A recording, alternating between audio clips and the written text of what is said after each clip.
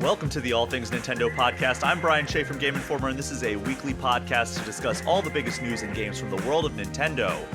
We are starting to exit the busiest stretch of game releases that I can recall, so I wanted to take this opportunity to talk about some of the games that I know I missed, and maybe some of you did as well. So joining me for that is Game Informer's own Wesley LeBlanc. Wes, how are you doing today? I'm doing good. I'm in a state of perpetual stress because of my backlog, and you have brought me on to discuss that publicly and openly on camera. So I'm feeling great. It's going to be therapy. That's what we're aiming for in the main segment. But you know how we do here. We are going to lead off with some of the biggest news out of the last week, and you know where we have to start. Nintendo announced on Wednesday afternoon through a seemingly out of nowhere news release that they are making a live-action Legend of Zelda movie. So it's going to be co-produced by Shigeru Miyamoto and Avi Arad, which if you follow the Marvel movies at all, you know that name. He started out in the MCU, or not, he didn't start out in the MCU, he started way before that, but like in the early days of the MCU, he was producer on all of those, like Iron Man and Thor and Captain America.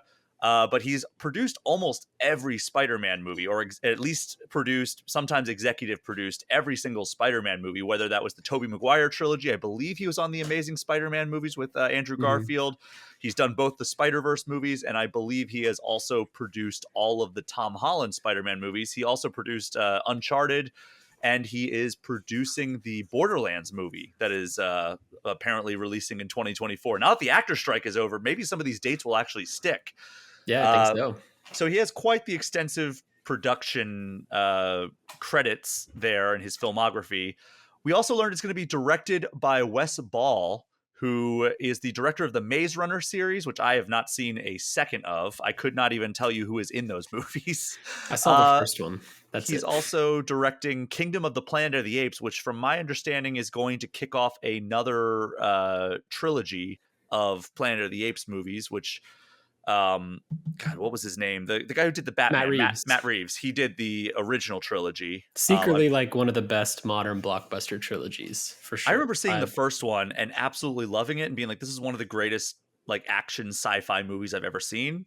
And then I didn't watch a single other one of them. So I'm sure that the other ones are very good as well. The first one's like the weakest for sure of the three. Oh, wow. Those next two are like, especially the second one. The second one is, it's wild how good it is. Has no place being that good. So I think Matt Reeves was just a producer on that one, right? Like, didn't James Franco direct it? He like starred in it. The first one, Rise of the Planet of the Apes.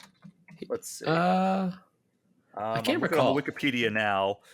Rupert Wyatt, and Matt Reeves was not. Hold on. Did he only do the first movie? Yeah, Rupert Wyatt only did the first one, and then Matt Reeves took over for the subsequent two. Okay. So it's not necessarily a Matt Reeves trilogy then. Yeah, that's fair. But yeah, so that's beside the point. Avi Arad co-producing with Shigeru Miyamoto, Wes Ball directing, which seems very out of nowhere. But apparently, if you go back, I saw that, was it Variety? Somebody found an old tweet of his where he was like, I'm never going to be able to direct an Avatar movie, but I want to use the technology they used in Avatar for a Legend of Zelda movie, which is like, what? That was from 2013. I wonder which Avatar. Is he talking about James Cameron's Avatar, you think? Yeah. Okay. Like he wanted to use like the technology they used in the James Cameron Avatar movie, the only one that existed back then. Yeah. And that makes, I would love for him to get to do that as well, but it sounds like Nintendo's going a different route with this movie. So it was announced on Twitter, and then there was a subsequent press release, but I love when they just put out a tweet that starts with, "This is Miyamoto." I saw somebody, God, I wish I could remember who it was, that said like, when they start a tweet with "This is Miyamoto," you know stuff's about to go down. Yeah, for sure. So here's the quote. It says, "This is Miyamoto. I have been working on the live action film of The Legend of Zelda for many years now with Avi Arad-san, who has produced many mega hit films. I've asked Avi-san to produce this film with me, and we have now officially started the development of the film with Nintendo itself heavily involved in the production. It will take time until its completion, but I hope you look forward to seeing it." So, I mean, I believe that's kind of similar to how they announced the Mario movie, right? Like, didn't Yeah, they just put out like a press release and then we got like later like movie casting and then specific the directs and yeah. everything?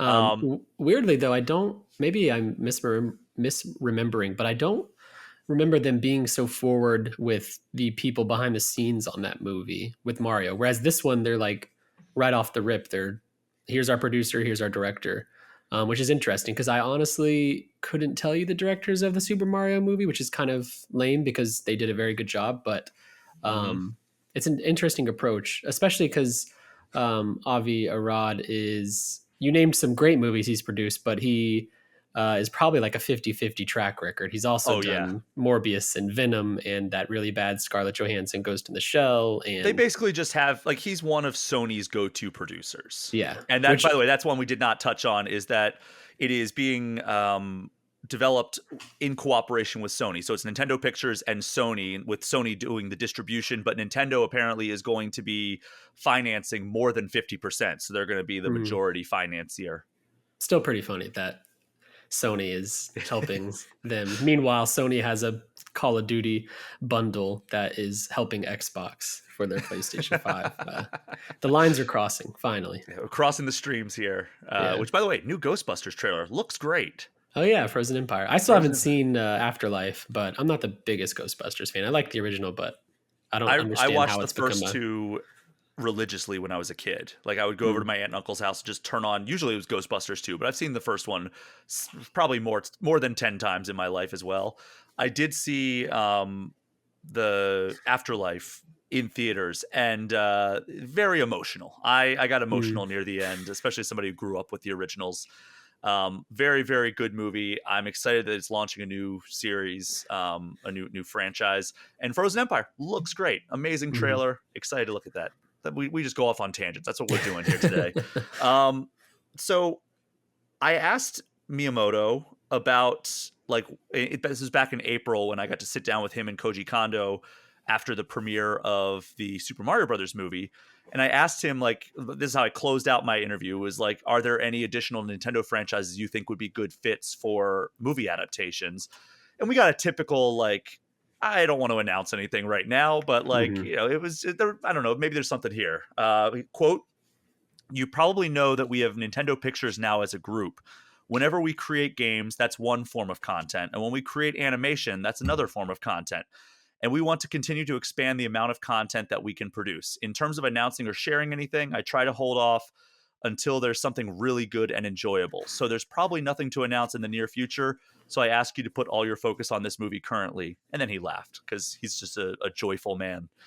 But yeah, I mean, it's going to be interesting to see how he continues to evolve as a producer of films because Kyle Hilliard has come on here and made the point that Shigeru Miyamoto, as producer of the Super Mario Brothers movie, probably made more money than he did of any video game he's ever like any singular video game he's ever created because that's a 1.3 billion-dollar box office, Yeah. which is huge. That's one of the highest grossing animation movies of all time, one of the highest grossing movies of 2023 period. Biggest animated opening of all time, I think. Yeah. So I think that he probably did pretty well for himself in producing that. And, I have some hesitations on this being a live action movie. I think that I saw somebody sharing like a Studio Ghibli version Yeah. of a Zelda movie, and I was like, wow, that would be unbelievable if like they were able to like collab with them and make like that style but a Zelda. Oh my god, that would have been the dream. Live action is going to be tough to pull off, I feel. Like Yeah. it's one I thing to cast Mario, like a new voice of Mario, and like we saw the outrage when Chris Pratt was the voice, and as they have revealed it one by one, we are like, what? That guy, Charlie Day, is playing Luigi? But eventually, like when you saw the movie, it made sense. Like the voices were fine. They ranged from fine to very good. And yeah. it's going to be very tough to see, especially an established celebrity wearing the green tunic and carrying around the Master Sword without it being like, this is bad cosplay. Yeah, it's going to be hard to take it seriously. And then you bring in all the other elements like a live action Zelda and a live action Ganondorf, and there's so much that could go wrong that it's kind of hard to be excited. But they did a good job with Mario, and it sounds like Nintendo's going to be very hands-on with this because why wouldn't they be? So Hmm. like, I mean, Nintendo with Zelda and Mario at least they don't really miss. So it's hard. I don't. On one hand, I'm like, none of this is. I don't know if this is going to work. On the other hand, I'm like, well, it's Nintendo. They're going to do the Nintendo thing, and then yeah, Yeah, I don't anticipate, especially with a series as important to them as The Legend of Zelda, I don't anticipate they're going to go too far down a road where it's like, this is garbage. And yep, like, especially getting to the point of we're going to show a trailer or we're going to put this out in theaters if it's a bad movie. Like, Nintendo is the kind of company that will just probably scrap it if it ends up going poorly, right? Like, yeah, I don't see any way that a just outright bad movie gets out. I could be wrong, of course. Like, we could be here 2 years from now talking about how terrible the Zelda movie is, but I don't anticipate that happening. Like, I think that we've seen some very bad video game adaptations. I mean, Nintendo itself has had a very bad video game adaptation movie in the first live action Mario movie, but Nintendo was very hands off with that, right? Like, they licensed it and that was about it. After that, they stepped aside, and from what I understand, Shigeru Miyamoto had no input on that whatsoever. yeah, This, it sounds like he is going to be calling a lot of the shots. yeah.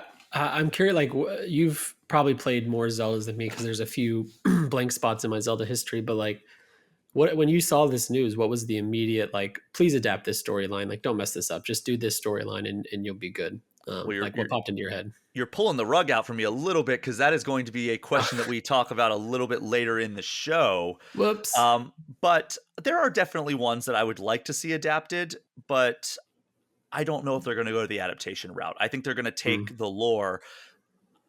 We'll talk about it in the final segment of this episode, but we are going to continue monitoring this because I would imagine that in 2024 they're going to start ramping up the, like, okay, here's some casting, and here's like the release window that you should expect this, maybe get a teaser by the end of next year, like that. If I had to guess, of course I have no insight into this, it sounds like it is still a ways off, but who would you cast?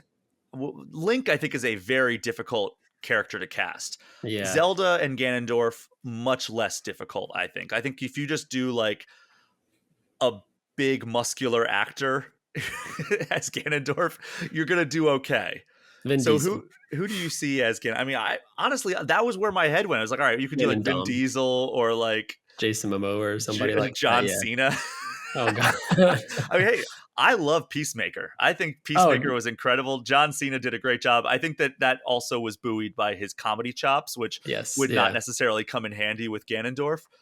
But someone like that, like somebody who's just like a good actor, Dave Bautista, like just Hmm. a giant muscular guy who's intimidating in presence, but like also has some good chops to him. I don't know. Like there's been some good ones thrown around, but any that come to mind for you? For Ganon, I don't know. Yeah, I'm kind of. They could just go like the big, strong person route, which we've kind of talked about. For Zelda, it's funny. Like I think Anya Taylor Joy, who voices Peach, would have probably made a good Zelda, but I don't think they would do that. I think Hunter Schafer from Euphoria would be a great Zelda. She's kind of already got the Zelda look, Mm-hmm. and I don't know. I kind of overall though hope they don't cast celebrities that we are familiar with because I don't know. And it's going to be tough to see them in outfits and not be like that's cosplay, like you mentioned. And I think it'd be kind of a miss to go with actors who are older. I Oh don't know yeah, because they need to be like I don't know, almost kids, teenagers, that kind of age range. especially Um, for Link. Yes, and I really don't want to see like a 28-year-old trying to act like a 16-year-old, and just for star power's sake. Like, hopefully they just cast. I'd be fine with an unknown if Nintendo's like this person's got the chops, that's our Link. You've never heard their name before. I'd be fine with that over hearing. I saw a lot of people joking about like Timothy Chalamet as Link because he's kind of got that Linkish build and vibe to him, and I'd be He's got so an sad. elfish he's got an Yeah, elfish charm to him. that Pinocchio vibe that we love. Yeah. So yeah, I kind of just hope that it's three names that I've never heard of, but I see them and I'm like, okay, I see the vision that You know, Nintendo's going for. since Sony and Avi Arad are involved, Tom Holland is in play. Yeah, I know. And it's Which like is very funny because next year he turns 28. that's there's a non-zero chance he's involved like with this movie. He's just doomed to forever play a young teenager. Yeah. I'm looking at Avi Arad movies and I keep seeing this Venom poster. Tom Hardy has never really failed at a role, even if the writing's bad, because he goes so hard at being just weird, zany, like wild characters. I think he would have fun and do something different with Ganondorf. But on the other hand, I feel like your first Zelda movie needs to play it straight. Like Ganondorf needs to be the big bad. I don't know if we need Tom Hardy doing Tom Hardy impressions of weird people in their first Zelda movie, but I'd be down for it. What do you think? The one that I saw that I was like, ooh, that's good. Idris Elba. Ooh, yeah, that would be good. We didn't get him as James Bond, but we could get him as Ganon. I could roll with that. He would be like the cool, suave, I'm in control here type of Ganon. I could dig that. More like Wind Waker Ganon. Yeah. I like that. It's got some suave to him, you know? Yes. And he is a gamer. He's probably played Zelda, so.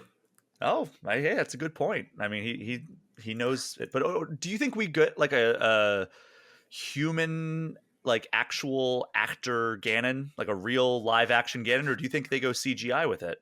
Like, I mean, obviously, if it turns into Beast Ganon, it's got to be CGI. Yeah, or like Calamity or something like that. Do you think like some sort of CGI enhancements to whoever ends up actually portraying, like a Thanos type of vibe, right? Like where it's like a large, intimidating presence, but that is 100% Josh Brolin doing the mocap and the facial capture. Like, do you think we go that route? I'd be cool with it, but it would need to look as good as Thanos, which is a very high bar for CGI. Because otherwise it could go the other route where we watch a human transform into this beast thing and the CGI doesn't age well, and 3 years later we're like, what the heck were they doing with this? I don't know. In my head, it'd be cool if they did something like Calamity Ganon, where it's less an actual presence in your face and more just like a general oppression on the area. That way we can kind of like establish more of Link and Zelda, because I think Ganon's going to just be like a screen stealer or scene stealer. Like that's, if they do Ganon right, he'll have so much presence that I'm just going to want to see more of that. So maybe they subdue him a bit, let us get to know Link and Zelda some. I'd be cool with that. Yeah, I mean, there's a lot of different ways they could go. The live action thing is my biggest hesitance, just because Mario, whether you love the story or think it was super bland, Mario was a huge success, and it was a well done movie. And it's difficult to, I think it's easier to pull off an animated movie for a video game adaptation than it is a live action one, especially one with as many fantastical elements as the Zelda franchise. Like, if they put out like a Grand Theft Auto movie and they said it's live action, I would have a lot less concern for that than I do a Zelda movie, because there's a lot of like animation specific things that I could picture in my head that make it difficult to picture that in live action. But who knows? Shigeru Miyamoto has done just magic in his career. And I know that movies are a new frontier for him, but he did it once with the Mario movie, and hopefully he'll do it again with the Zelda movie. And we have no idea when this is coming out. It could be 2027. It could be end of 2024 for all we know. He said it's been in production for many years. There was a report that Avi Arad visited Nintendo's headquarters to pitch them on the Mario movie back in 2014, I think it was. And apparently that did not come to fruition. They ended up going with Universal instead of Sony on that. But I wonder if they pivoted like, hey, we've seen your work on like Spider-Man movies. Maybe we could do something with Zelda. So maybe that was the start of the conversation when they decided to like start moving the ball forward on a Zelda movie. Maybe it was like, hey, we're not going to give you Mario, but how about Zelda? Maybe in a few years when this movie comes out, we finally get Wind Waker and Twilight Princess on Switch. They'll finally have an excuse to give it to us. Let's move on from that. Gaming news from Nintendo. They released their newest earnings report, and we have an updated top 10 list of Switch games. I like doing this every 3 months whenever they release their quarterly Yeah. earnings. Surprise, surprise, Mario Kart 8 Deluxe still selling gangbusters. We just got the final wave of DLC, up to 96 tracks, all the new characters. It's unbelievable, and it's paying dividends because it has sold more than 1.5 million units over the last 3 months, and sitting strong. Number one, 57 million units sold. Number two is Animal Crossing New Horizons, which is slowing down a little bit on the sales front. Looks like it's only sold about 500,000 in that time. Super Smash Brothers Ultimate also just over, like, about 750,000 in that time. Breath of the Wild still at number 4, surprisingly still selling decently, right? Like, even with Tears of the Yeah. Kingdom on the table. Probably got a Uh, good boost right before Tears of the Kingdom. People that yeah, maybe but had that would missed not have it. been in this quarter. Oh yeah, you're right. Actually, Yeah. So, and then Mario good game. Odyssey, number 5, Sword and Shield, number 6. Right on its tail is Scarlet and Violet. That's less than 3 million units behind it. It's starting to outpace Sword and Shield, which is, I mean, Sword and Shield only sold only it it only Yeah, sold about 100,000 units in that time, whereas Scarlet and Violet sold about three quarters of a million. I And think Scarlet then and Violet's going to overtake between the two DLCs. That'll probably be included in the next financials. Yeah, I think so. Super Mario Party still holding strong in the top 10 over Tears of the Kingdom at number 9, which barely. it's gaining fast. It's gaining Yeah, fast on Super Mario Party. And then number 10, New Super Mario Brothers U Deluxe, which I have a feeling is going to be overtaken by Super Mario Brothers Wonder, which is not on there. And that's because this is as of the end of September, yeah. which Super Mario Brothers Wonder was not yet out. So we do have some early sales numbers for that game, and surprise, surprise, it's good. So in its first 2 weeks, it sold 4.3 million copies, making it the fastest selling Super Mario game of all time. And Nintendo did say that they believe that a lot of that was thanks to the success of the Super Mario Brothers movie earlier this year. People were itching for a new Mario game, and they gave it. And look what happened. It sold a lot of copies. And then meanwhile, the Switch has sold another 3 million units over the last 3 months, bringing it up to 132.46 million units. And Switch software sales now sit at 1.133 billion units. It's a lot of units. So what are your big takeaways from here? Any surprises? No surprise. Well, actually, kind of one. Super Mario Wonder at 4.3 million in 2 weeks, being the fastest selling Super Mario game in the series. Which there's a caveat; they've only been collecting this data since the Wii and DS generation. Mm-hmm. But I don't think anything before it probably outsold 4.3 million in 2 weeks. No, especially since Mario was not quite at that level of prestige in the early days of the NES. Yeah, And also the N64, while it had some decent sales up front, and I think that Mario was bundled with a good amount of N64s, maybe that's the only one that could have challenged it, maybe Super Mario World. But yeah, like I remember the Super NES, since both those were launch titles, they were probably hard to find, so it probably would not have sold 4.3 million copies in those yeah. first 2 weeks. But yeah, it being the fastest selling is kind of surprising to me. I guess I kind of overestimated the sales of Mario, and I got that extra highlighted to me today because I wrote a story about Sony's latest financial results, which reveal that Spider-Man 2 has sold more than 5 million in 11 days, which makes it faster selling than Super Mario Bros. Wonder, which was the fastest selling Mario game, which tells me that Marvel's Spider-Man 2 is just a bigger deal than Mario.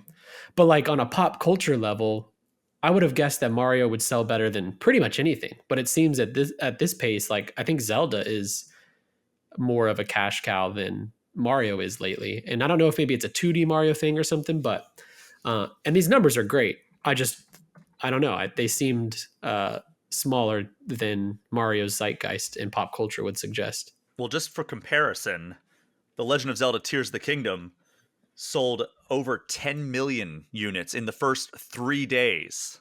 So yeah, that's kind of wild. I saw a chart. It wasn't in their official documents. Somebody had made it themselves. Breath of the Wild and Tears of the Kingdom together have sold more than or almost more than the rest of the entire Zelda series. Wow. Which is yeah, it's crazy what one good transformation for a series can do for its entire lifetime. But yeah, that's like the big takeaway for me is I would have guessed Mario would sell 10 million in like a week. Not that 4.3 million is anything to scoff at. And then other than that, the Switch, I wonder if Nintendo is going to push to beat the DS. Like 20 million is right on the cusp of we could if we stretch this out a couple more years, we could. But I don't know.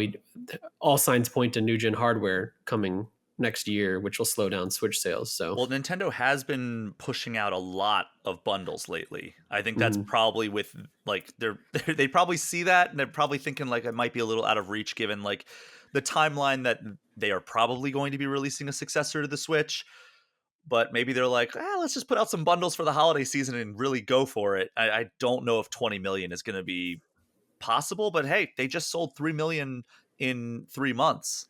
Yeah. So Are we talking about a story you kind of just alluded to with Switch bundles and stuff, or I'm no? not going to talk about Switch bundles, but I did want to talk about that Switch successor because during that earnings call, this by the way, this comes by way of a translation by Everything or Nintendo Everything, and President Shuntaro Furukawa was talking about the rumors that the Switch was being shown off at behind closed doors, and he said, "quote The rumors online that appear to be public information are not accurate." So not an outright denial that they haven't shown anything, but like basically a good roundabout way to be like, don't believe everything you read.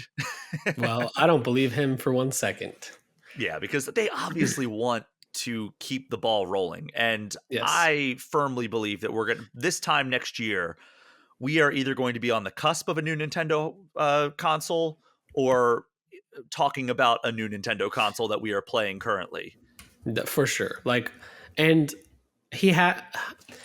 I don't think he's lying with that quote, but like, as long as one piece of information from those reports that came out of Gamescom is incorrect, he can say the reports are not accurate, Yep. which I think is the case because the people that were reporting that are very trustworthy sources, and there were various sources, not just one person, and they've done this before with like the DS, I think, or maybe the 3DS. Reports came out about what it was, and Nintendo was like, no, those aren't real. And then like a month later, it was, oh, those were real. And like you mentioned, they have to, they have their own protocols and investors to answer to. They can't Oh, just yeah. spill the beans because somebody reported on it. But They're a publicly traded company. So, yeah, in no way do I believe that necessarily. I do think people have seen the Switch successor in the development community, and I think it's coming next and year. they did talk about, or Furukawa also talked about that patent that came out that was like, oh, Yeah, well, it's going to be like kind of the clamshell design, and then you close it, and then there's a screen on the outside for portable play, or not portable play, for TV play, so you still have the second screen experience. And basically, he was just like, look, when we applied for that patent, we knew that was going to become public information. We just thought it was a good idea to patent. We aren't able to confirm if we're ever going to use it or if we're going to use it in the near future or whatever. And that's the nature of patents, right? They're public, yeah. but maybe will never be used. There's been stuff on the Switch patents that were filed, never used for the Switch, but they were like conceptually something that was adapted for the Switch. Yeah, I mean, a lot of people cover patents because it is exciting to see what companies might be doing. But yeah, it's important to like look at patents as just that. There's no guarantee they're coming out. Like you said, these companies know it's public, and if they have a cool idea, why not patent it? They've got the money to do so. Maybe they want to touch it one day, maybe they don't. But I've never seen a patent and been like, oh yeah, that's happening. It's Mm-hmm. just a realm of possibility.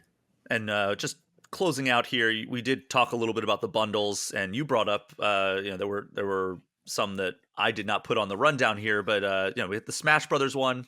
It's fine. Yeah, it's an OLED console with some. I don't think those Smash Joy-Con have been around for a minute, but I don't think they're new either. I think that they are either repurposed or slightly tweaked from the original. But Yeah. do we get any others this week, or are they all kind of like in recent weeks? It's all the time is No, starting to yeah. blend together. Earlier this week, Monday, basically, they announced the Switch OLED bundle for Smash Ultimate with the Smash Ultimate Joy-Con. and then a Super Mario Party bundle, which includes the Mario Red and Mario Blue Joy-Con for $100. That's notable because it's the first time that those two colors have made their way stateside together. You've been able to get those in Japan, and you could import them if you wanted to have that combo. But this is the first time that you can do so. And it's $100, so you're paying $30 for Super Mario Party in the bundle. And yeah, they've got other Black. It was basically their Black Friday sales coming out, discounting a bunch of games and stuff like that. Also, Super Mario Party is not the good one, if I'm not mistaken. I think it's That's Mario correct. Party Superstars. I always confuse those two, but that's also the one that's selling better, is Super Mario Party, which is... Yeah, the one that they just let die. They released it and didn't do anything with it, and we were all like, why? Yep. Well, Wes, that is going to wrap up our news segment for this episode. We're going to take a quick break, and when we get back, I'm going to give some impressions about some games I've missed during the busy season. You're going to chat about what your backlog has been like in recent weeks. We're going to take a quick break, and we'll be right back.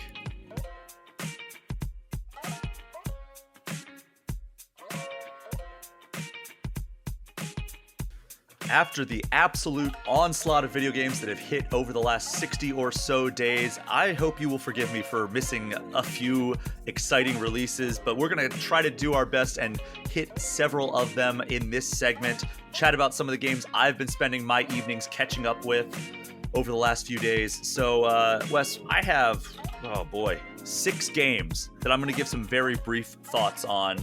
And I know we're gonna wrap up with you chatting about what you've been playing a little bit, but let's just jump right in here.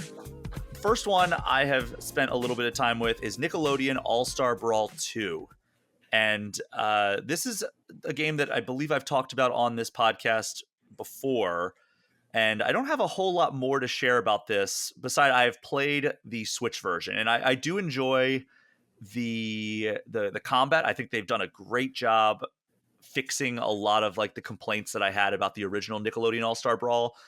It felt kind of like, I don't know, like this is a worse version of Super Smash Brothers, and they had a lot to learn, but this one feels a lot better. It plays so much better. The voice acting from the start, because basically when the first one launched, there was no voice acting whatsoever, and it just felt really empty. Like, it's like, okay, we have all these iconic characters from Nickelodeon, and none of them make any sounds because they didn't have the voice actors. And in a wild turn of events, they actually course corrected and went as a free post-launch patch, got all these iconic voice actors to come in and record lines for these characters. And they put it out as a post-launch patch, and it made it sound and feel so much better. And then they added a bunch of DLC characters that a lot of people wanted. Nickelodeon All-Star Brawl 2 starts where All-Star Brawl 1 finished. So it's already got a very strong foundation. They all have the voice acting. They actually got rid of a lot of the characters from All-Star Brawl 1, and then All-Star Brawl 2 adds, I think, of the 20-something characters, 14 or 15 of them are all new. Yeah. And I forget which turtles they were, because Nickelodeon owns the Ninja Turtles now, which is kind of mind-breaking for me at this point. But you can... It was it had April O'Neil and 2 of the turtles. Now they have April O'Neil and the other 2 turtles that were not in it. I'd love to have all 4 of them personally in there, but I get it. Yeah. I get it. You don't want to have you don't want to use a quarter of your roster to devote to one show when you have the entire Nickelodeon stable.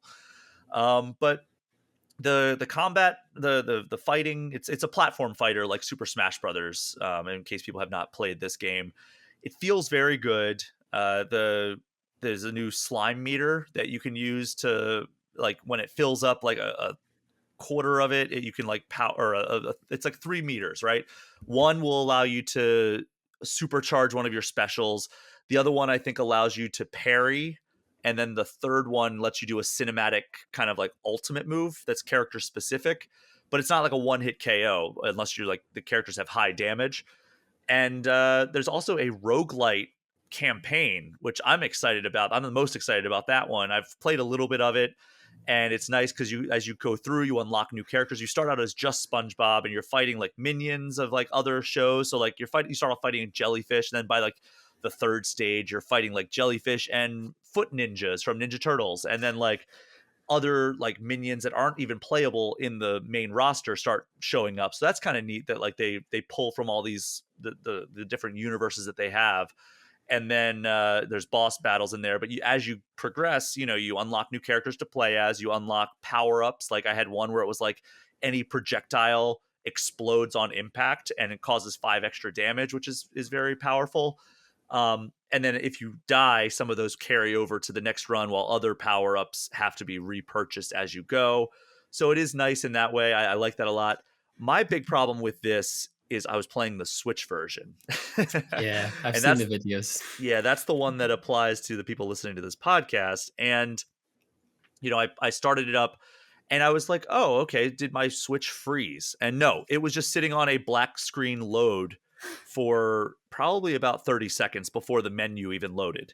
And then even after that, the menu was a little laggy and the load times going into battles was longer than I would like. It's not quite Mortal Kombat 1 levels of load times, but it was pretty rough. And then the frame rate when you're actually in the fights is not like slideshow by any stretch, but it's definitely not great. Oof. And that's, I think, pretty important in a game like this. I did reach out to the developer and I asked, like, hey, like, this is my experience. Is the team planning on fixing this? And they said that he shared a blog post that the highest priority right now, they're planning a patch for all of them. But the biggest one is that the Switch, they're going to try to improve the load times and the performance. So if you're looking at playing this game right now, I would say check out like the PS5 or Xbox Series X version, even the PC version. But on Switch, I would not recommend it just yet. Maybe at some point they will get the Switch version playing and looking good. I mean, it does look good. Like if you just look at like stills, like it looks kind of on par with it. But like once you see the gameplay running, it's like, oh boy, yeah. It's not like Mortal Kombat 1 where like you could see a screenshot and be like, oh yeah, this looks like garbage compared to the other ones. Like you actually have to see this in action in order to really see like the dip in performance. But the foundation is there. I think it's going to be a good game on Switch if they can get those performance issues and load times ironed out. But that is out now on Switch and every other major platform. So the next one I want to talk about is a game that I did not anticipate ever playing, but I checked it out. It's called Fashion Dreamer. Oh, nice. Have you heard about this one? I have, yeah. I've seen, I follow a few people on Twitter who are like, genuinely, this is their jam. And it looks like your jam if this is your jam. So yeah, it's a very different game from anything I've ever played. Basically, you create a little avatar and you run around this like kind of like hyper fashionalized. That's not a word, but it is like version of what looks like Tokyo, I guess. But like you're running around and like you meet these people and you can like dress them up and like they'll tell you like, oh, I want something like with vibrant colors, or I love the color green, or I want an outfit with sandals or an outfit with a lot of accessories. And you can buy clothes at the stores, or they'll have like some of their favorites that they already have, and you can create an outfit for them. And like based on that, they will give you a rating, and then you'll get like different in-game currencies that you can use to like play a game of bingo or unlock different clothing and everything like that. It's a bizarre game. It feels like almost a dreamlike state that you exist in while you're playing it, because you're just running around making outfits for different people, and like they all have like archetypes. Like one is like, oh, this is a mom, and then like you make it and they'll like have they'll have very like hamming it up in that archetype, like voice lines like that are just text bubbles that appear when you talk to them. And like I made like this mom like this very like flashy outfit, and she's like, oh, this is very flashy for me, I don't think I'd be able to pull it off, maybe on a date night or something. And then like if you like something that somebody's wearing, you can actually like get it in your inventory, and then you can go and like pose and like take pictures in your outfits that you're wearing. And it's, as you do all this, like you're becoming an influencer. So like you're getting followers on like some anonymous social media or some unnamed social media. And I mean, if that sounds like it's up your alley, it's it's certainly not something that is like typically what I would play, but I'm having a good enough time with it. I could use this game because my form of therapy, my highest form of therapy right now is retail therapy. I love buying clothes, and the like. So maybe I need a game like this to stop spending real money on clothes I don't need.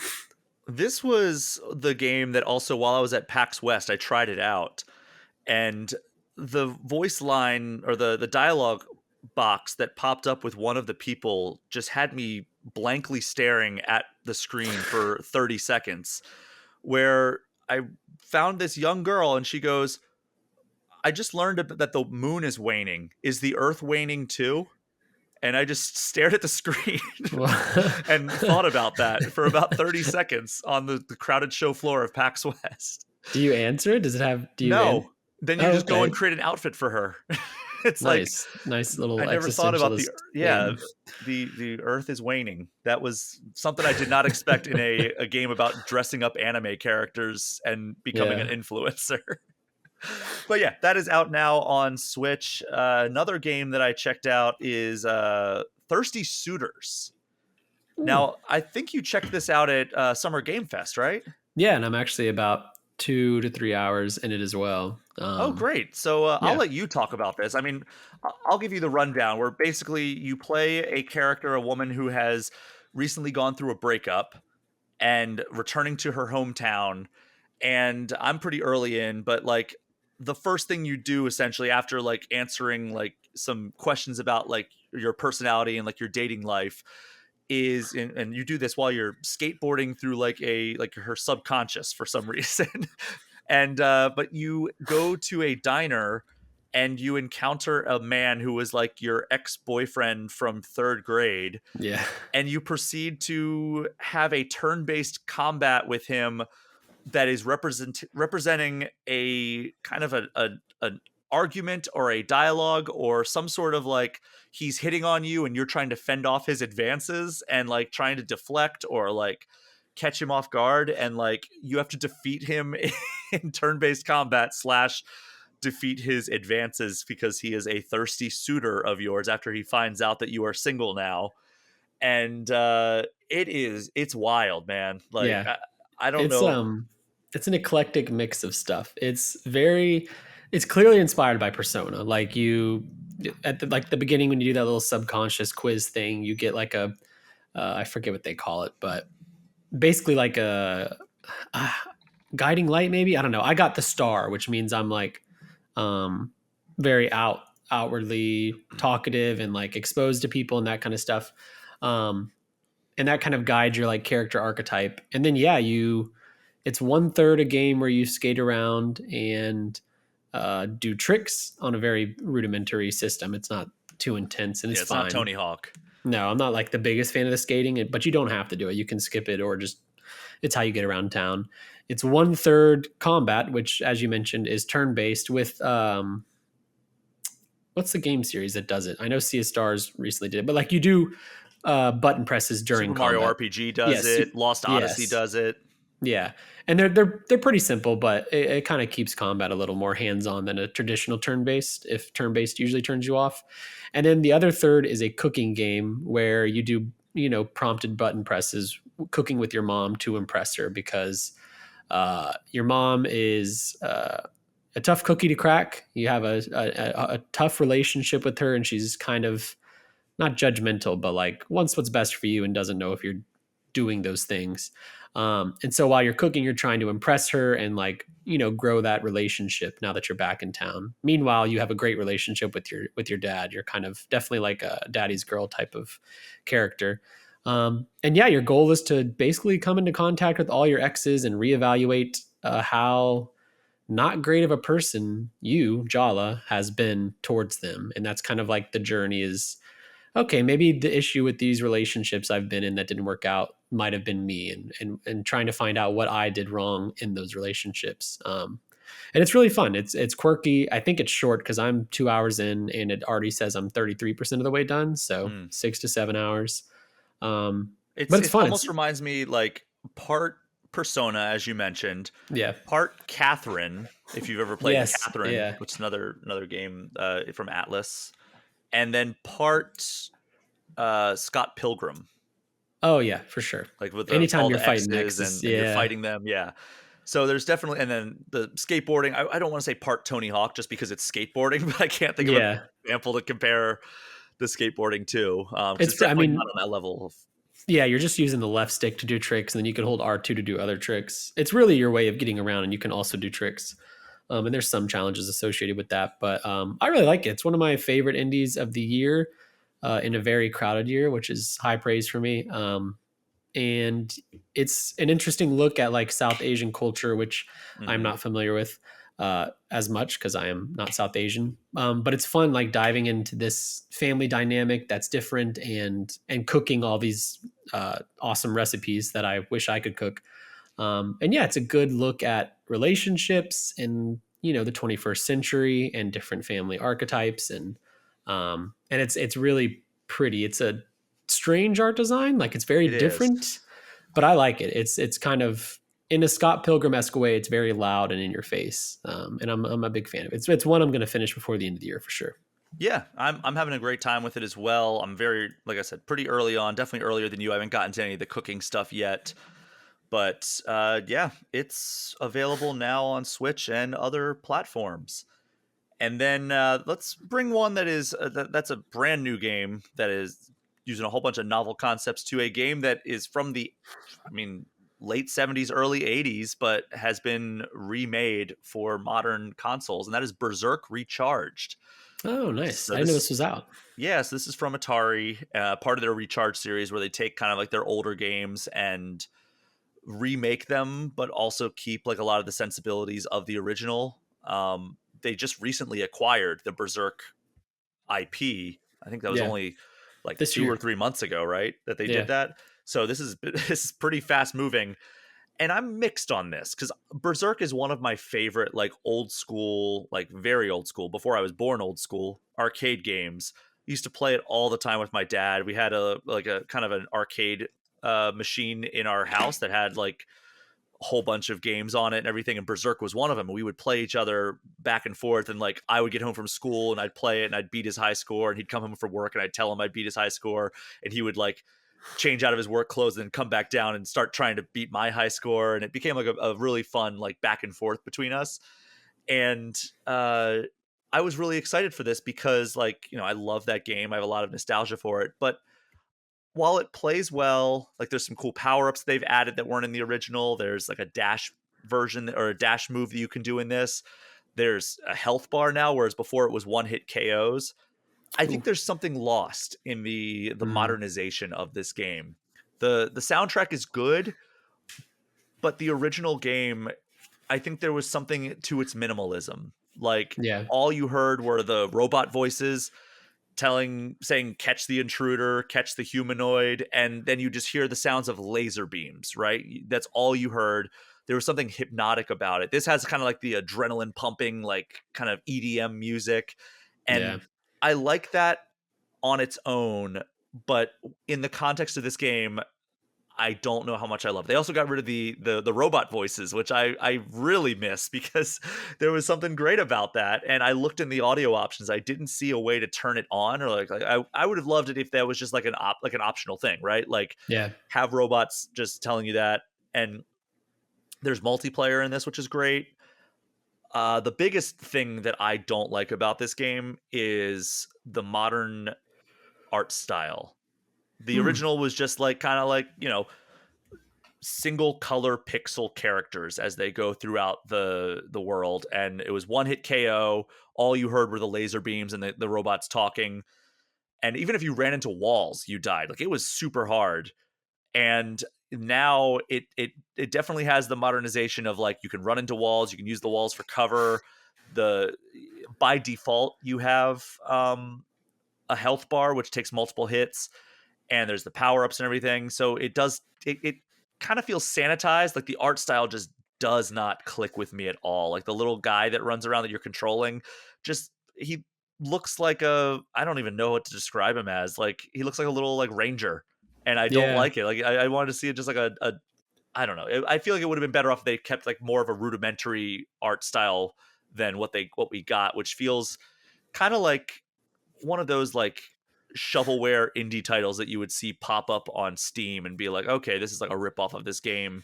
Yeah. That's almost what it feels like, right? It plays well, but it looks like a non-licensed indie ripoff of Berzerk. And Yeah, the 3D depth is like they added like it's a different perspective than the original game. It's still like that top down look, but because there's depth and 3D-ness to it, yeah, it's a totally different look. I'm looking at side by sides right now, and I can see what like you're talking about. I was ready to tell my dad, who has a PS4, oh, you should buy this, and I don't know how much he would like it, just because of that. It's still a twin Mm. stick shooter and everything, and pull the right trigger to fire.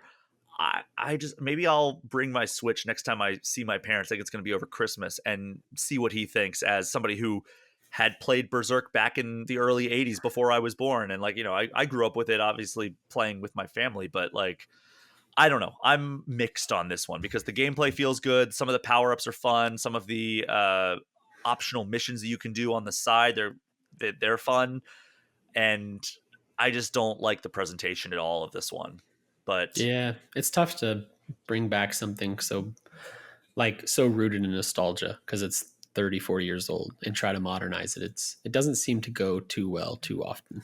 I just wouldn't have minded having like an option to have like a more Hmm. rudimentary art style, or like kind of like you can turn down the music if you want it that way. But even just having the robot voices would have gone a long way for me and keeping the nostalgic feel to it. I Yeah. don't know. Is Like Berserk it? Recharged, it's just it's I don't know. I'm not in like a rush to recommend it to my dad the way I thought I was going to. Yeah. Let me look up what what does it cost here? Because I don't think, I mean, it's definitely not a full price title.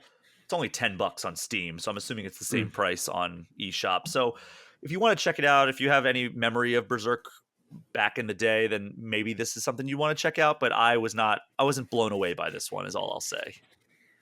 Um, two more that I want to talk about, both indie titles.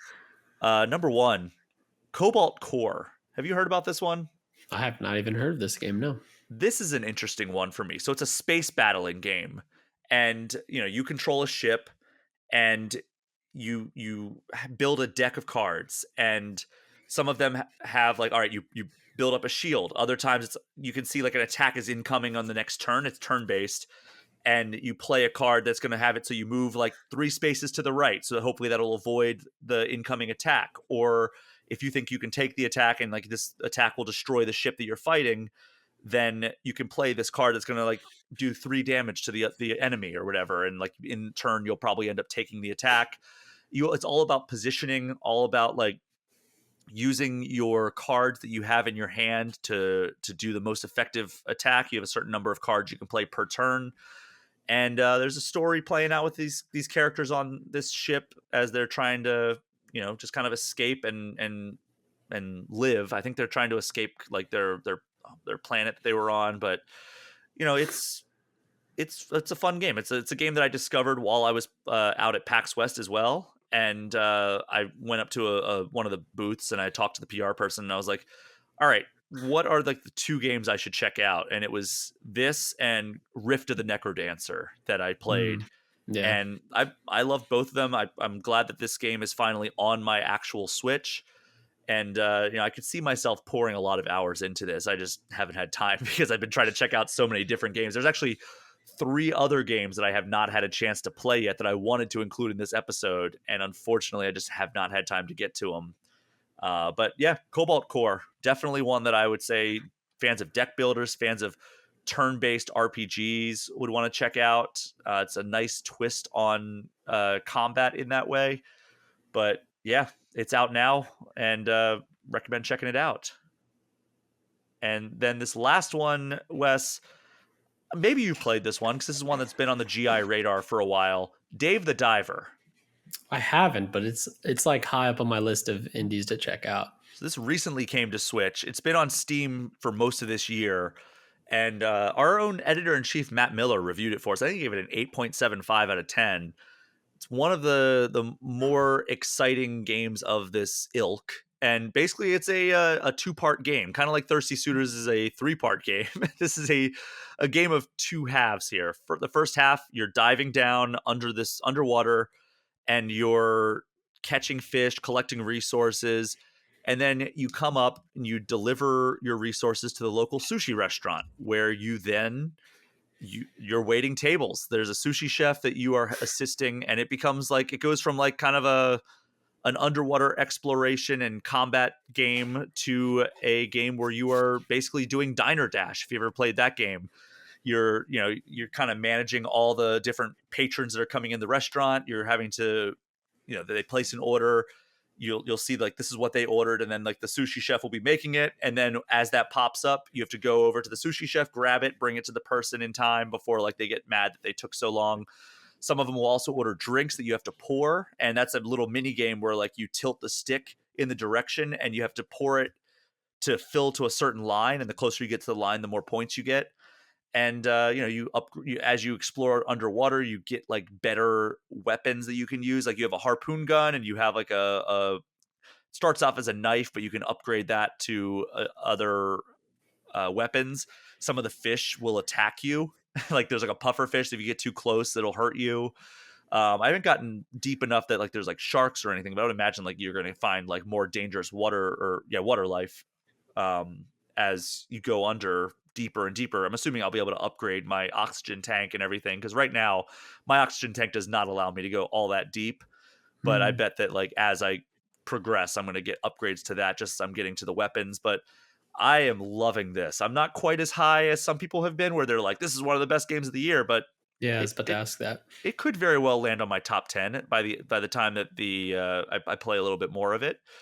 But this is one that has been on my radar, and like I actually bought it on Steam when Matt was talking about how good this game is when he was writing his review. And I just never got around to it because I don't like playing games on my PC, since it's also my workstation, and I don't want to sit at this chair any longer than I have. That's why I haven't fired up City Skylines 2 yet, even though I love that first one. I think that first one is the best city builder ever. And I have been waiting for City Skylines 2, and it's finally out. It sounds like they've patched a lot of the problems they had early on. So now's the time to dive into it, but I just haven't, because I can't force myself to sit in this chair any longer than I already have to. Yeah. So I was waiting for this to come to Switch. It finally did, and I'm glad I'm devoting time to it. Yeah, so I'm going to check it out for sure. I think I own it on somewhere. Yeah, I don't think it's going to be for me, because I just, in either direction of the game's two parts, I don't typically vibe with those. But it's also one of those games where I've heard a lot of people say like, hey, even if you don't think you'll like this, you should try it, because it'll hook you. And yeah, it's good. Like you mentioned, it's a lot of people's one of their favorites this year. Like probably the standout indie of the year off the top of my head. It's one of them for sure. Yeah. One thing that I'm bummed about after I did this, because I mentioned Diner Dash is a game that it reminds me of. After playing like for a couple hours of Dave the Diver, I was like, man, Diner Dash has to be on Switch, right? And it's not. I was actually very surprised by that. But I mean, I guess that is a very old game, and probably not a lot of people remember it. But it seems like that would be a perfect fit for the Switch.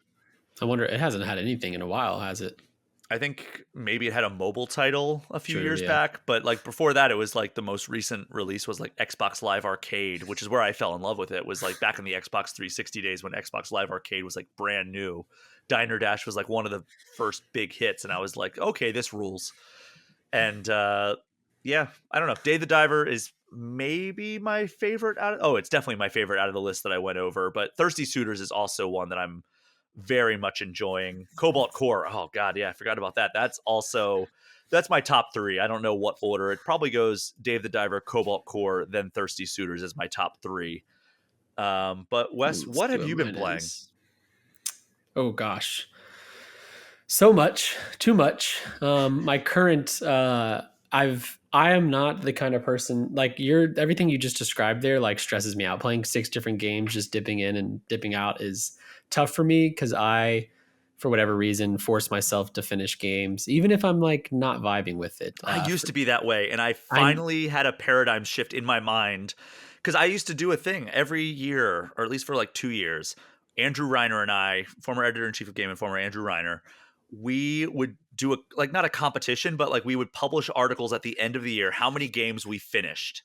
Yeah. and I would get up to like something like 60, I think. That's wild. And now it's just like, no, I've maybe finished like 10 games this year at most. Yeah. It's like I'm so much happier now. I need to do that because I often play games that I don't like. I have nothing to say about them afterwards because I didn't like them, and I'm not going to just publish a story that's like I didn't like this. And I'd force myself to play through it, and sometimes that's like a 40-hour game, and I beat it, and I'm just empty. And I haven't been able to break away from it. With all that said, my current game that I'm playing, I'm very happy to be so obsessed with it, which is Alan Wake 2. I'm pretty sure I'm very close to beating it. I'm trying to get the platinum trophy along the way. That's like that's my current play. I'm not even really playing too much else in my off hours because I just want to beat that because I know it's probably my game of the year, and I can't get enough of it. Frankly, I started for the first time ever. I'm watching the first season of True Detective because I need more of whatever Alan Wake is giving me, and that seems to be the answer. I have played several hours of Alan Wake 2, and I mean this is a Nintendo podcast. Is the original Alan Wake remastered on Switch? I don't even think it is. I don't think so. Oh, it is. Alan Wake Remastered is on Switch. Alan Wake There you 2 go. would make your Switch burst into flames if it tried to play it. It's one of the most graphically impressive games I've played. Mhm. And we don't want to dwell on this too much since it's a Nintendo podcast, but Alan Wake 2 is impressing the heck out of me. Like, it is one of those games that, like, after every chapter when they play some music, I just sit there and listen to the entire song because it's just such a good vibe. There's some real good bangers on that soundtrack. They're all on Spotify and Apple Music too. So End of Chapter Songs, I think, is the album because I added it to my library. There's a couple. It's funny because I actually was playing, and at the end of chapter 2, there's a song that plays, and I just like I'm down in my basement. My girlfriend is upstairs doing work or something, and I get a text from her, and she's like, "This is a banger." And I'm like, all right, well, here's where she's like, send me the link, and I'm like, this is from a video game. And I sent her the link, and it's in both of our libraries now. But there's actually some stuff that happens in the game where I have gone up. My partner is not a gamer in any way, shape, or form, but I've tried to explain to her why it is so cool. And it's like, it's a mind-blowing game in so many ways, and I can't wait to play more. Unfortunately, I'm going to be away from my PS5 for most of the next 4 weeks. That's going to be a programming note that we have at the end here, but I'm going to be traveling quite a bit, and I'm bringing my Switch, but Alan Wake 2 is not on Switch, so it's going to be spotty if I can get through it by the end of the year. But that is one that I am super into as well. That is, if I like, that's my game I'm playing for fun right now. Whereas these other ones were ones I checked out for the purpose of this podcast. But it's just, it feels like it shouldn't, like, it Remedy's independence as an independent studio. They get publishers. Epic published this. Like, I don't think a game like this could get made in the same way. Like, Remedy's in a perfect situation to make this game. It's very Remedy.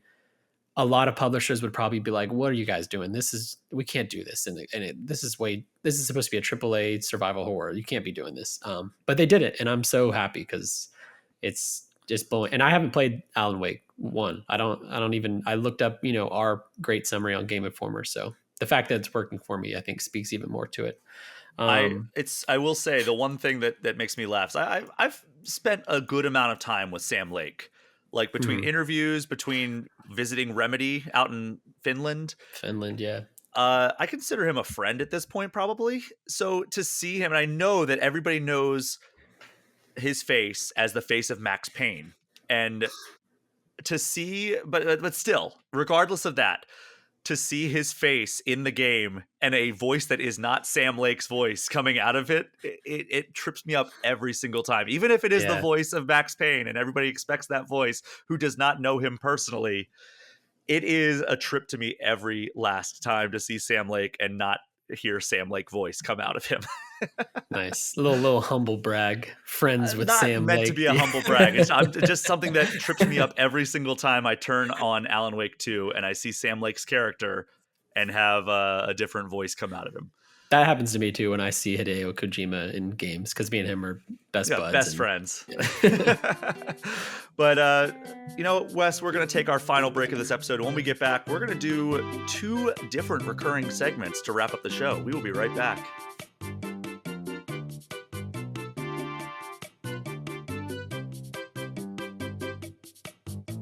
We are back, and it is time for Definitive Ranking, a recurring segment where we take a topic and give our personal top 5 lists.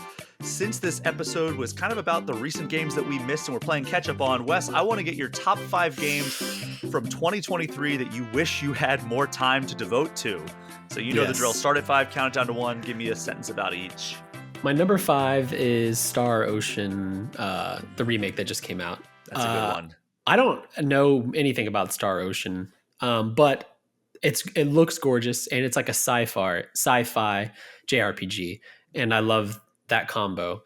I love the HD 2D art style. I love JRPGs. I love turn-based combat. Like everything on paper is going to work for me.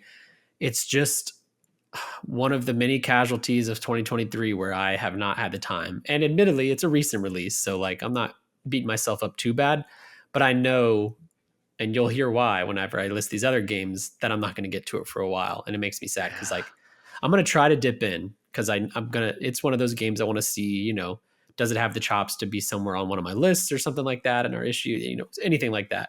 But like getting super deep into it probably won't happen until next year, and I wish I had more time to play it.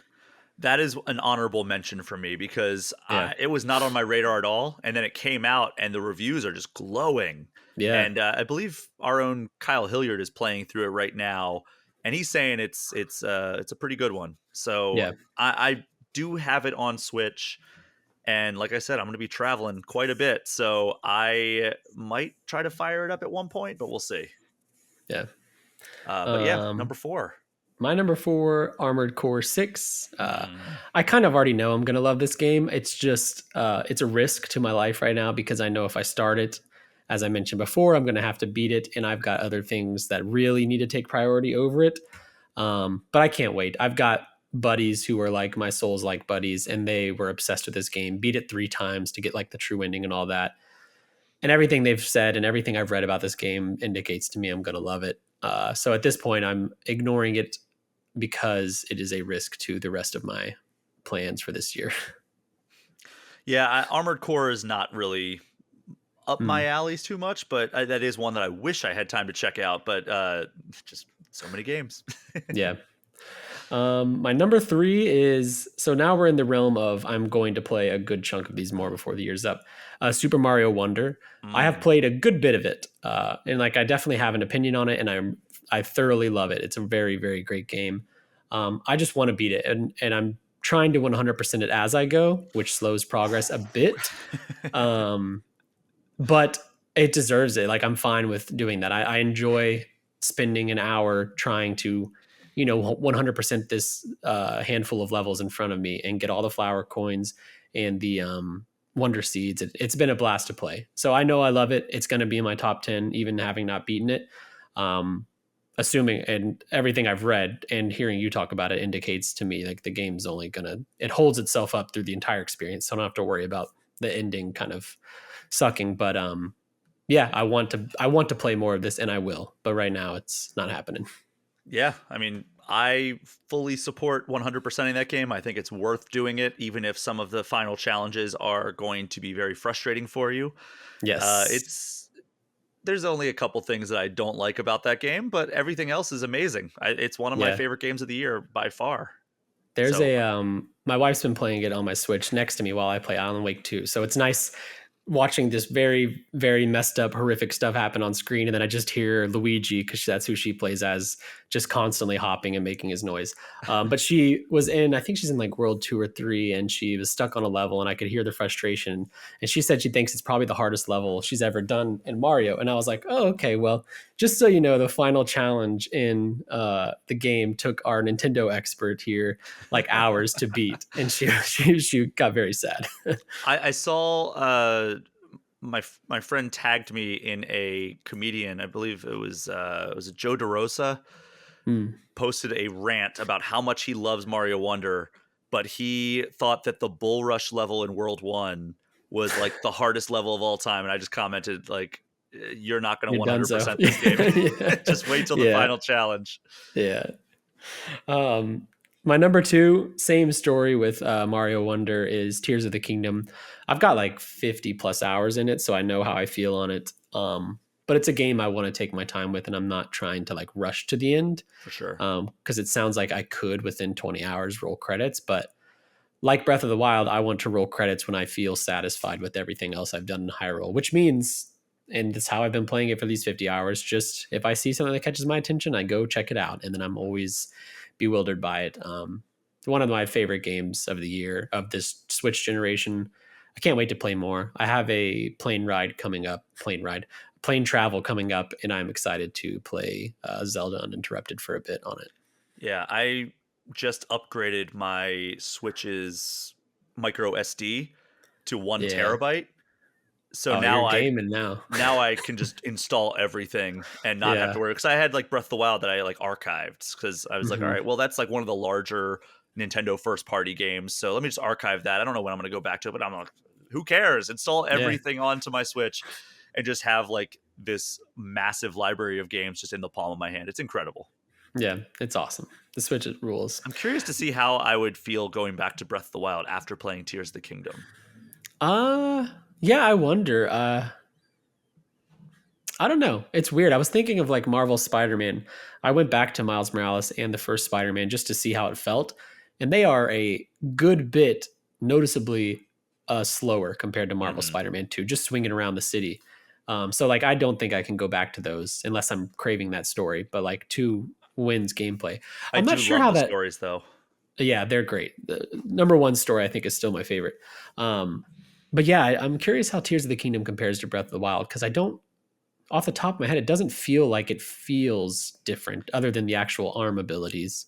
Yeah, the abilities I think would be the big one, because it's like, okay, how do I get up there? And it's like your brain, like I talked about in the Tears of the Kingdom like review episode, where it's like you have to rewire your brain to be like, oh, I'll just fuse this weapon together, or I'll just use Ultra Hand or Ascend, and it's like now you suddenly won't have those powers, and it's like you have to unwire your brain now and just climb. You got to climb everything again. Oh God.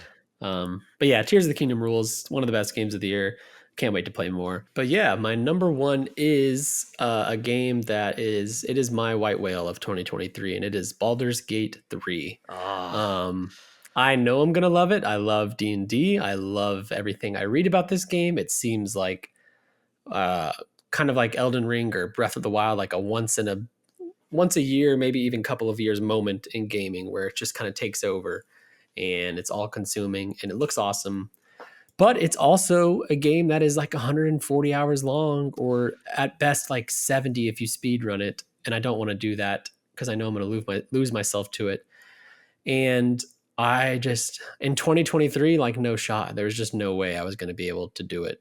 In the same year that Tears of the Kingdom, another 100-hour game came out. Like it sucks. Like it's a embarrassment of riches, really.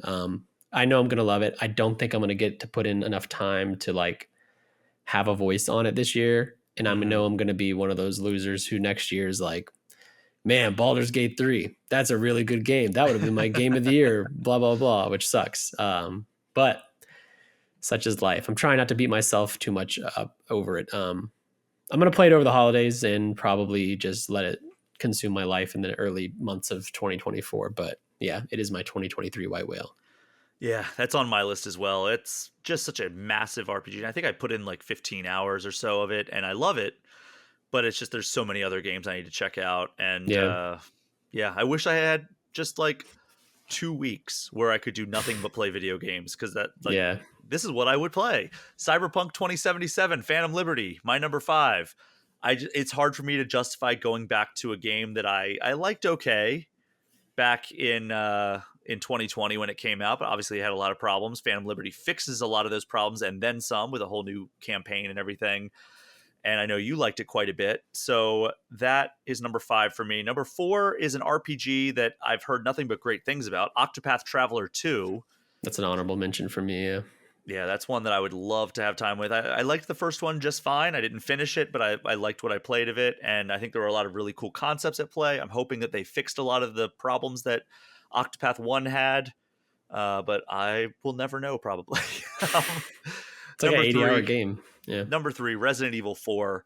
I hear it's one of the best remakes in a long time, and it's a game that I would love to be able to spend time with, but just haven't had a chance to. Number two, Baldur's Gate 3 for all the reasons we already talked about. And number one, somehow beating Baldur's Gate 3 because I haven't even had a chance to turn this one on, but it's so up my alley. It's ridiculous. Sea of Stars. Oh, gosh, that's another one I haven't. Maybe that should be on my list because that's like a 20-hour Star Ocean / Octopath style game, and I could commit to that before the end of the year. Yeah, I would love to have time to play that before because everybody who's played it says it's amazing.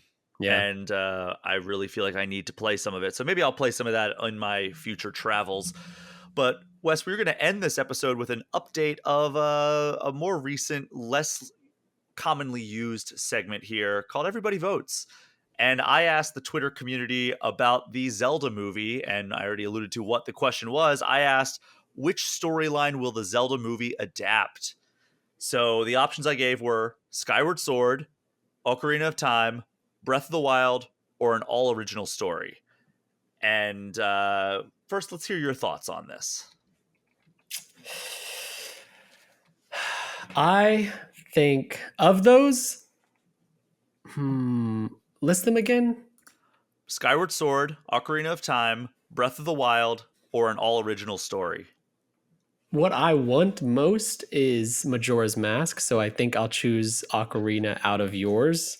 I just think Majora's would be a really fun and wacky movie that would kind of like establish Zelda as more than just like, oh yeah, it's that game you played. Like I think it could get non-Zelda fans interested in it because it's just such a wild story, like on paper, which would mean we would need Ocarina of Time first, which I think has its own benefits. I think the not two timelines, but like the age jump would be fun to see happen play out on screen.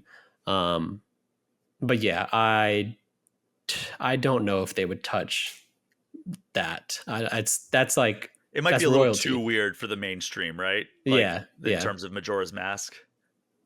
They could get there one day, but they do need to like establish some more. Here's just some standard Zelda first, which is fine. That would be like if the Mario movie was like, we're just going to remake the story of Super Mario Brothers 2 USA. Yeah, I'd be down with it one day. I think Ocarina of Time is the most likely candidate, even though the one that makes the most sense is Skyward Sword, just because that's like the first on the timeline. So like if they wanted to build like a Zelda cinematic universe, like that would be the one that makes the most sense. But Ocarina of Time, the most important game on the timeline. It's where the timeline branches. It's, probably the most well-known story in the Zelda franchise. And Breath of the Wild makes sense too, because that's the one that like the current generation is used to. You alluded to it yourself, where it's like, well, what if Ganon is just kind of like this entity that is like off in the distance, just kind of this looming character that you don't really hear about or see until like the final battle. And then like maybe is a more present figure like he is in Tears of the Kingdom in the follow-up. But also like Breath of the Wild might be kind of complicated to translate to because it's so much like flashbacks, but I don't know, like it. And it's not like, I mean, the story is good, but like I don't think Breath of the Wild is beloved and remembered so fondly because of its story. It's because of the experiences we created ourselves in that. And I don't think you can translate that to a movie. There's just no way. So I am 100% in line with how this vote played out. So I got a couple hundred votes, more than a couple hundred votes. And the winner by far was Original Story with 49.5% of the vote. And I'm leaning pretty heavily that is going to be the route they take. Yeah, I agree. Maybe they take certain elements of certain games. Like maybe there's an Ocarina of Time. Maybe there's a battle with Ganondorf and he turns into Ganon at the end of it. But like, I think that it's probably going to be an original story, maybe taking some elements from like some of like the games, like greatest hits elements. Like maybe we'll have like the creation of the Master Sword, and then also like the Ocarina is going to be in it. Maybe there's going to be like the sages that you have to rescue or whatever. But like, I think it's going to be something that doesn't follow a storyline too closely, because you have to think that like a lot of those storylines follow like okay, we have to go here and solve these puzzles and collect this item. Now we have to go collect 5 more of this item or whatever. And like, I don't know how well that would translate. Maybe it would translate better as a TV series than it would a movie. But in a movie, like a collectathon does not necessarily, not that Zelda is an actual collectathon, like in the sense that like Banjo-Kazooie is, but like, just having to like go here to collect this. Okay, now go here to collect this. Like we've seen that work in movies. Like that's literally what Avengers Endgame is. But like, I just don't think it would work super well in the form of that. But that said, you could loosely adapt Ocarina of Time, and I think it would be a huge hit. Yeah. But that is number 2, by the way, is Ocarina of Time with 35.8% of the vote. Number 3 is Breath of the Wild with 11.8% of the vote. And number 4, a distant number 4, Skyward Sword with 2.8% of the vote.